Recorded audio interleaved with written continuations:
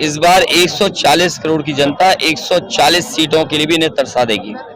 जो महंगाई बढ़ी है, बेरोजगारी बढ़ी है और किसान की आय के साथ जो धोखा दिया है उसका इनके पास कोई जवाब नहीं है। इसीलिए जो लोग जनता का गुस्सा समझ गए हैं वो न केवल खुद डगमगाए हैं, न केवल उनका आत्मविश्वास डगमगाया था, बल्कि उनकी जवान भी डगमगा गई।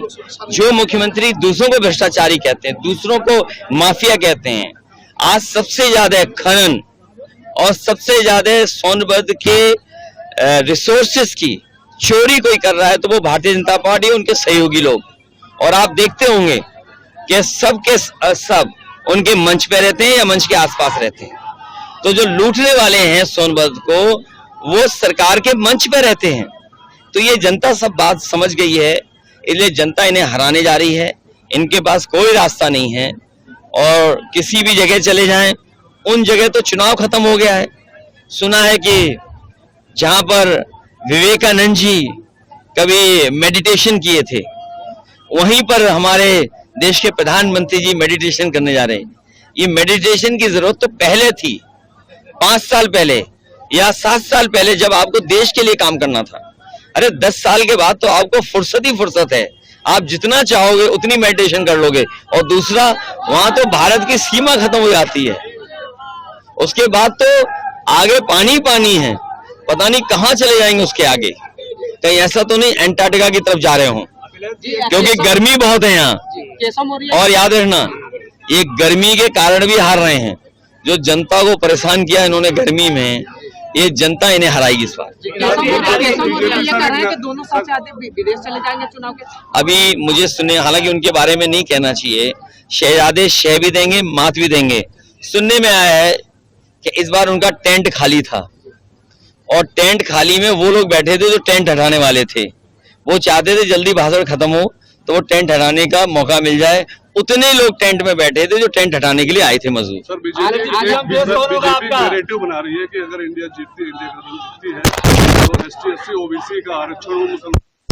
देखिए, जो आप पढ़े लिखे लोग हैं वो बात समझ लें, पिछड़े दलित आदिवासियों का आरक्षण अगर किसी ने छीना है तो बीजेपी ने छीना है। पहले पिछड़े दलित आदिवासी जो बच्चे होते थे, कंपटीशन में आते थे, वो सामान्य कैटेगरी में भी नौकरी पा जाते थे, उन्हें सामान्य मेरिट में भी शामिल किया जाता। उनको अगर पाबंदी करके अपने अपने जो सेगमेंट है उसमें उनको बांध दिया है। पिछड़ों को अपने में बांध दिया, आदिवासियों को अपने में बांध दिया, दलितों को अपने में बांध दिया। कोई भी जनरल कैटेगरी में नहीं आ पाएगा। और जो जनरल कैटेगरी है वो 50% की अगर हम माने तो उसी में धर्म आता है।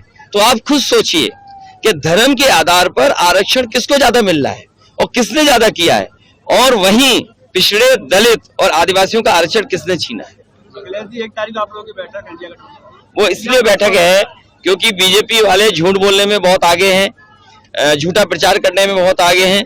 मैं आप लोगों से भी कहना चाहता हूं कि 4 जून को अच्छे दिन तो आए नहीं, खुशियों के दिन आएंगे, प्रेस की आजादी के दिन आएंगे। उस दिन मित्र मंडली तो बदलेगी बदलेगी, मंत्रिमंडल भी बदलेगा और मीडिया मंडल भी बदल जाएगा। सवाल चेहरे का नहीं है, सवाल दिमाग का और सोच का है। दिमाग ऐसा हो जो आदिवासियों का दुख दर्द समझता हो, सोच ऐसी हो कि आज के समय पे टेक्नोलॉजी चीजें हैं या जो जरूरतें हैं उनको पूरा कैसे कोई कर सके। सवाल चेहरे का नहीं है। हमें वो चेहरा नहीं चाहिए जो बार बार रंग बदल करके आता है, अपनी ड्रेस बदल करके आता है, मेकअप करके आता है। हमें ऐसा कोई चेहरा नहीं चाहिए। हर चुनाव में ओपिनियन पोल दे रहे हैं बीजेपी वाले कि हम इतने इस चरण से इतना देखिए, चुके हैं। तो जिसका दाना उसका गाना, जिसका दाना उसका गाना। तो जिसका चाहिए आपको वो अपना दाना दे दे, वही ओपिनियन आ जाएगा। आप कितनी सीट जीत? इस बार बीजेपी का सफाया होने जा रहा। अभी तक तो मैं सोचता था कि क्यूटो में लड़ाई है, लेकिन कल की रैली के बाद ये लग रहा है कि क्यूटो भी देश के प्रधान सांसद जी हारने जा रहे हैं। जो उन्होंने गांव गोद लिया था उसका कोई नाम नहीं ले रहा है, और जो मां गंगा को साफ करने के लिए कहा था, सोचिए मां गंगा से जिन्होंने झूठ बोला हो उसे कौन छोड़ेगा। इसलिए काश